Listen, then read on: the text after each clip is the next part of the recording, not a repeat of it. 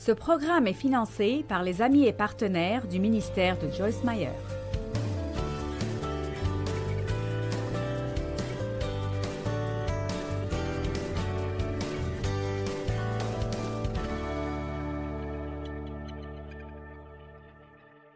El Shaddai, Dieu Tout-Puissant.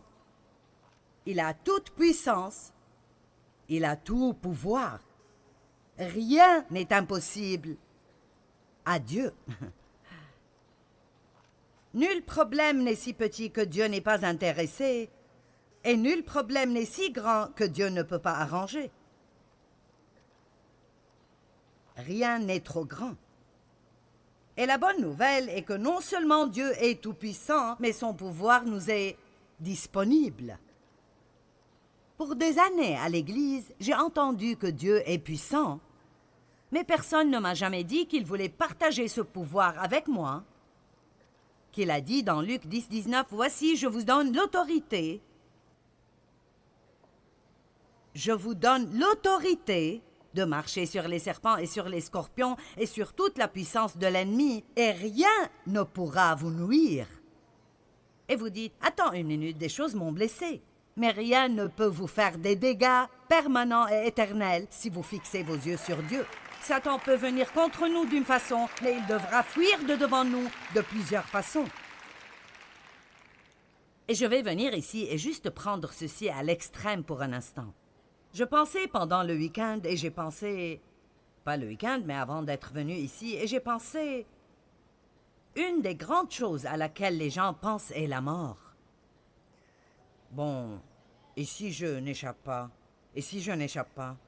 Et vous savez ce que j'ai pensé? Nous devons être un peu plus focalisés sur l'éternité.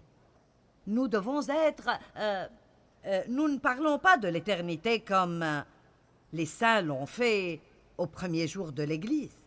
Je veux dire, ils sont allés dans la fosse aux lions parce qu'ils croyaient tellement que quand ils quittent cette vie, ils allaient être dans la présence de Dieu.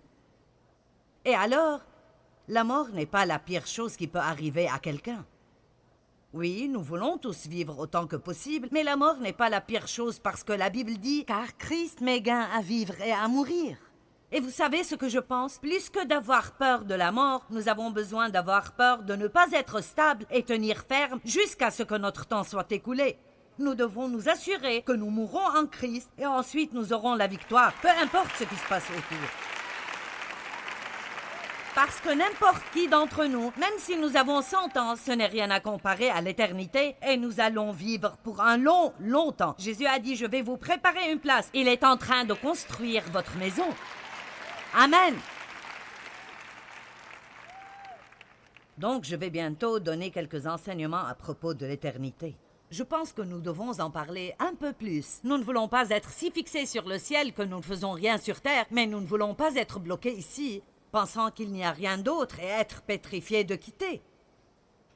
N'êtes-vous pas d'accord que nous devenons parfois trop enracinés en ce que nous avons maintenant? Oh Dieu, tu dois fixer cela, et je ne peux pas supporter cela. Dieu, si tu ne fais pas ceci, et je ne sais pas ce qui va se passer si je n'obtiens pas cela. Oh!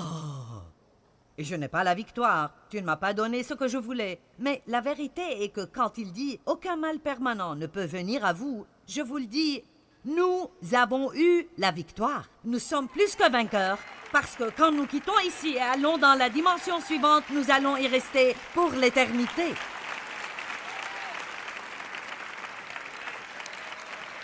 Donc mon but n'est pas d'obtenir tout ce que je veux tant que je suis là, bien que je veuille avoir une bonne vie ici. Mon but est de quitter cet endroit en étant toujours en Christ, en n'ayant pas laissé quoi que ce soit me voler ma foi et en aimant Dieu de tout mon cœur. Et puis laissez-moi vous dire, le diable va être très très en colère parce que quand vous passez de l'autre côté, il ne peut plus vous aggraver.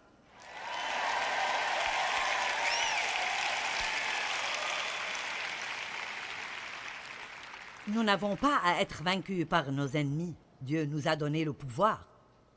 Nous devons savoir plus sur qui nous sommes en Dieu. Dans Éphésiens 1, 17, 18 et 19, Paul a prié « Je prie que vous connaissiez Dieu, qu'il vous donne un esprit de sagesse et de révélation qui vous le fasse connaître, Et il a dit, je prie que vous sachiez quelle est l'espérance de votre appel et quel est votre héritage parmi les saints. Donc connaissez Dieu et sachez qui vous êtes en Dieu.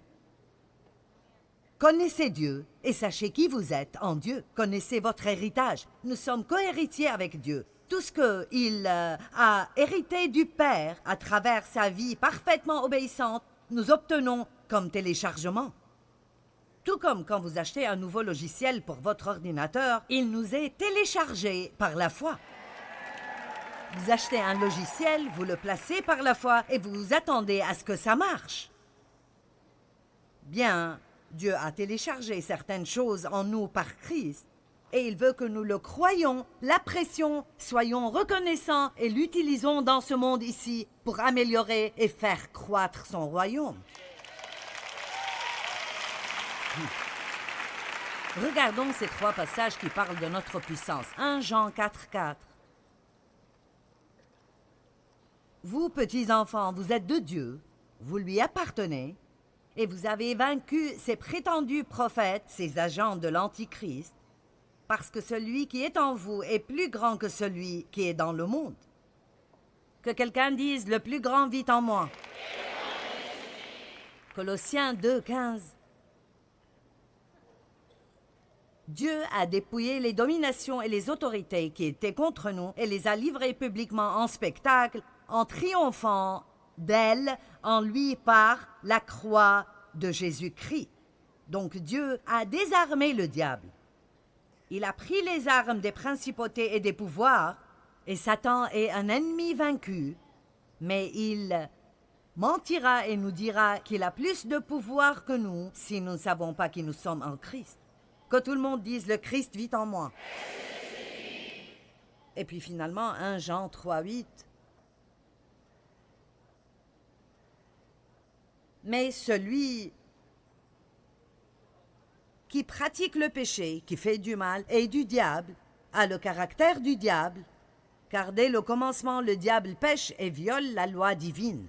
C'est pour ceci que le Fils de Dieu a été manifesté, afin qu'il détruise et qu'il désarme et anéantisse les œuvres que le diable a faites.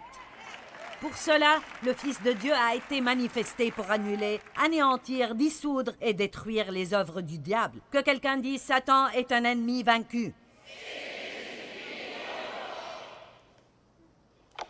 Maintenant, vous savez que nous sommes faibles en nous-mêmes. Et si vous ne l'êtes pas, vous devez l'être. Parce que les gens qui sont forts en eux-mêmes n'obtiennent pas l'aide de Dieu. Je peux me tenir ici aujourd'hui et vous dire que je suis forte et je me sens courageuse comme un ours maintenant. Mais c'est la force de Dieu et le courage de Dieu, pas la mienne, parce que je n'ai rien, sauf ce que j'ai en lui. Nous ne pouvons jamais être forts en lui à moins que nous devenions faibles en nous-mêmes. 2 Corinthiens 3,5, l'apôtre Paul savait bien que ce que je dis est vrai. Il a dit, non que nous soyons capables et que nous soyons qualifiés suffisamment par nous-mêmes de penser quelque chose ou de le concevoir comme si cela venait de nous, mais notre capacité et notre pouvoir et notre suffisance viennent de Dieu. Alors Paul disait, la seule façon que je puisse faire ceci, la seule façon que vous puissiez rester dans un mariage difficile, et parce que vous croyez que Dieu vous a dit que si vous tenez ferme, vous pouvez être un témoin et une force pour changer la vie de quelqu'un. La seule façon que Dave ait possiblement pu me supporter les quelques premières années de notre mariage et continuer à m'aimer inconditionnellement n'est pas sa grande capacité, c'était le pouvoir de Dieu en lui. La seule façon de pouvoir gérer des petits-enfants et vivre dans la société dans laquelle nous vivons aujourd'hui et peut-être même être un parent célibataire et essayer de faire tout seul, vous n'avez pas la capacité. Et vous avez raison quand vous dites « je ne peux pas faire ceci ». Vous avez tout à fait raison quand vous dites « je ne peux pas faire ça, c'est trop pour moi ». Vous devez dire « mais Dieu est avec moi et il peut le faire à travers moi ».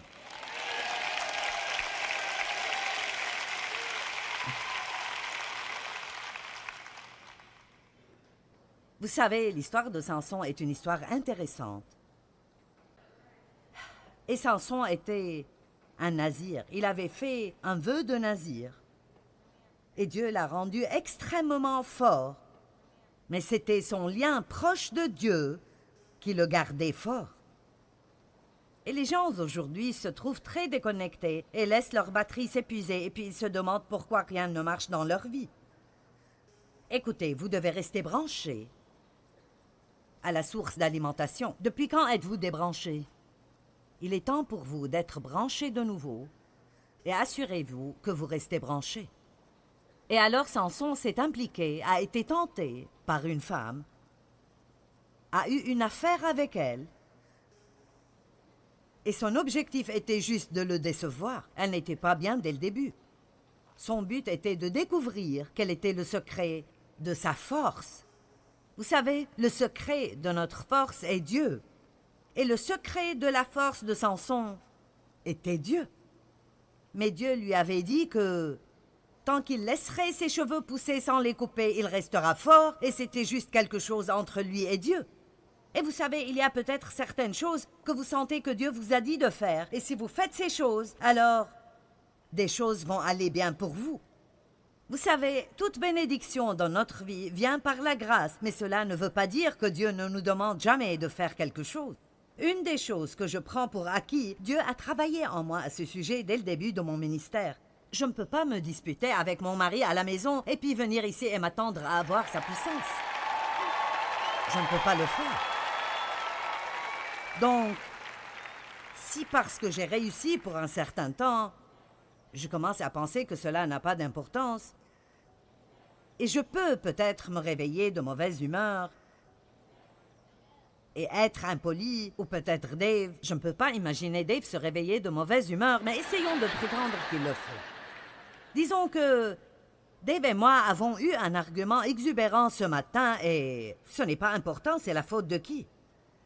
Peu importe, c'est la faute de qui. Ce qui compte vraiment est qui va être le premier à faire la paix. Ceci ne vous plaît pas tellement? Wow! J'ai plus de travail à faire que je ne le pensais. Bien, prétendons que c'était la faute de Dave, sa faute. Prétendons juste qu'il s'est levé de mauvaise humeur et c'est sa faute. Il n'y avait pas... Oh, quelle belle matinée! Et... alors, il a beaucoup blessé mes sentiments et maintenant je suis en colère, je suis vraiment fâchée et je m'emporte au maximum. Je dois faire tout ce travail tout le temps, gna, gna, gna, gna, gna. Et donc, j'ai tout cela en moi, mais je mets ma face de l'église et je viens ici et je suis comme bien. Louons le Seigneur, tout le monde, quel jour merveilleux! Merci Jésus. Alléluia. Bien, vous savez, je peux enseigner le même message, mais je peux vous dire qu'il n'aura pas une forte onction et il ne pénétrera pas vos cœurs et il ne fera pas en vous ce qui doit être fait. Je savais depuis le début que j'ai une chose, et c'est Dieu. Et s'il ne se manifeste pas, je suis dans le pétrin, parce que je ne joue pas l'instrument, je ne chante pas. Vous savez, c'est ça. Vraiment, tout ce que je fais, c'est parler.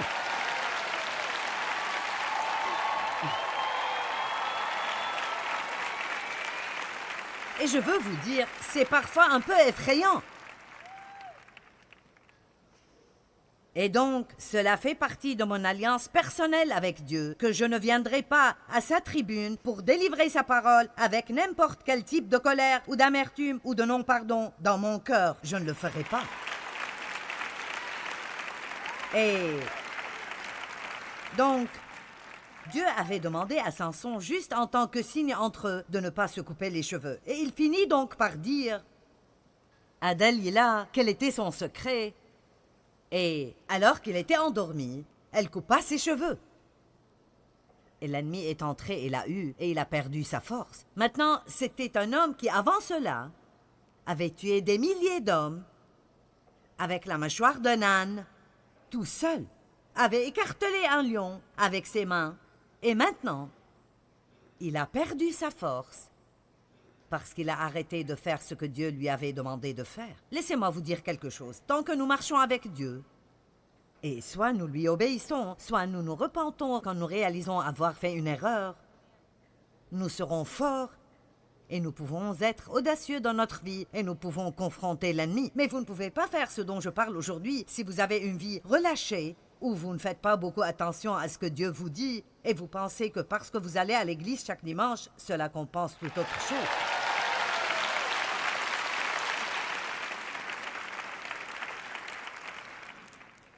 Nous devons croire en la puissance de Dieu. La puissance de Dieu vous est disponible, mais vous devez croire qu'elle vous est disponible. 1 Chronique 29, 12 dit « C'est de Dieu que viennent la richesse et la gloire, et il a le pouvoir de la donner à quiconque. » La puissance de Dieu est vôtre si vous la demandez. Est-ce que vous pouvez dire aujourd'hui « Dieu, je veux plus de ton pouvoir »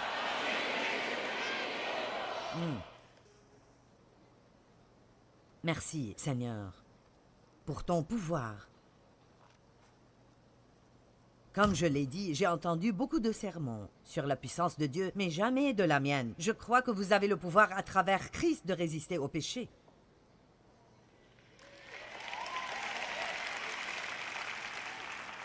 Ne pensez jamais « Oh, cela est trop pour moi ». Je crois que nous avons le pouvoir de résister à la tentation, de résister au diable. Je crois que nous avons, par Christ, le pouvoir sur le passé. Allez! Je crois que nous avons le pouvoir sur l'échec, la déception, la dépression, le découragement, la peur, la mauvaise pensée, laisser nos émotions nous contrôler, le rejet, l'abandon, l'abus et toute autre chose. Vous avez le pouvoir.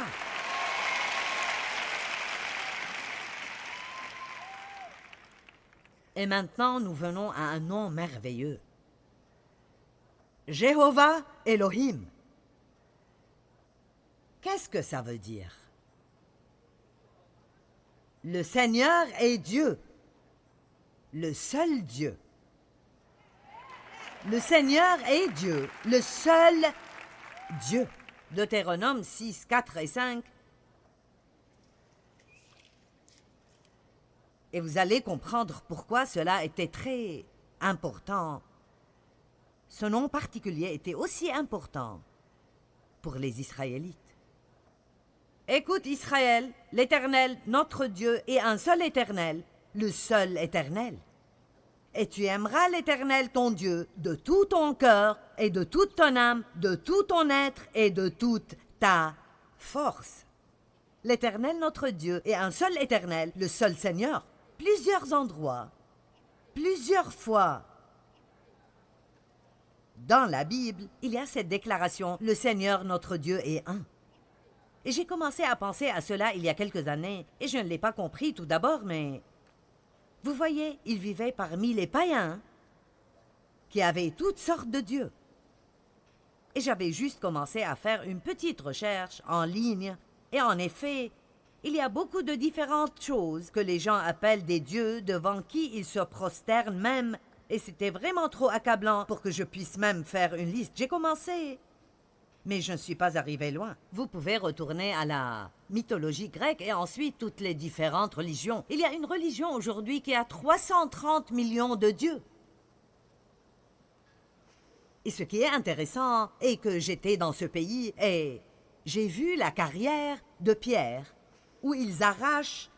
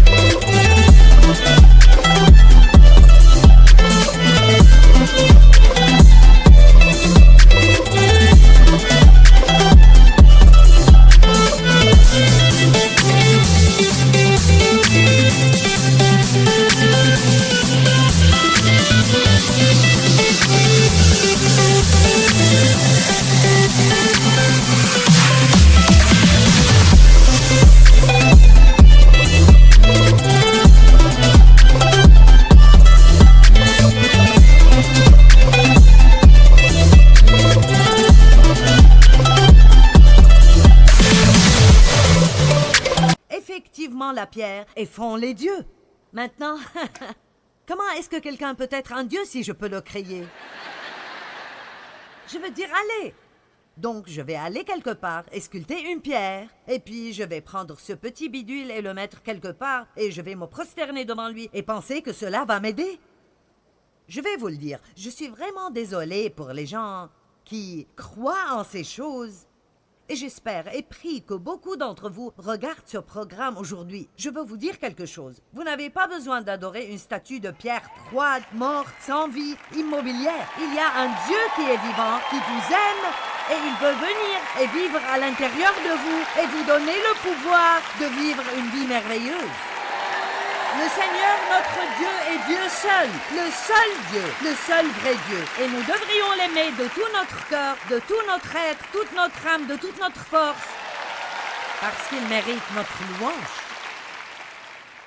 Les gens adorent toutes ces choses que Dieu a faites. Ils adorent le soleil.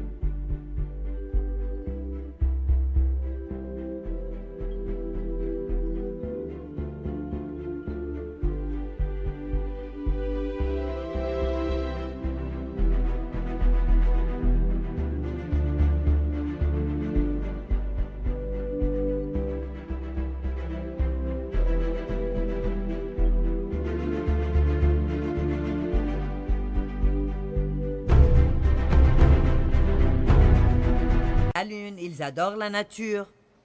Pourquoi ne voudrez-vous pas tout simplement adorer Dieu? Une des choses est que les gens veulent voir quelque chose. Ils veulent toucher quelque chose. Il est difficile de croire en ce que vous ne voyez pas, mais écoutez-moi, nous avons des yeux spirituels. Et je pense que je peux être ici aujourd'hui et dire, nous voyons Dieu.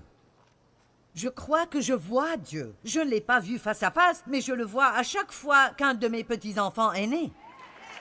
Oh mon Dieu, ces petits doigts minuscules, et mains, et orteils, et petits, gros ventre, oh mon Dieu! Je veux dire, notre dernier petit-enfant a maintenant 2 mois, et je veux dire, il est juste aussi gros qu'un petit chou. Aussi mignon que possible. Et il y a des millions d'autres choses que nous pouvons regarder dans le monde. Nous sommes tellement habitués à ne pas regarder et à ne pas faire attention ou faire attention aux mauvaises choses. Et je vous mets au défi de prendre de cette conférence un désir de ralentir assez dans votre vie pour faire attention afin de voir le Dieu qui est là pour vous. Et le remercier pour chaque toute petite chose qu'il fait pour vous. Si nous voulons avoir une chrétienté dont nous pouvons vraiment jouir, qui fonctionne vraiment pour nous, nous devons savoir qui Dieu est. Je pense que plusieurs fois, nous n'étudions pas le caractère de Dieu suffisamment et cela est très important dans nos vies. Qui est Dieu? À quoi puis-je m'attendre de lui? C'est la seule vraie façon d'expérimenter la victoire dans nos vies.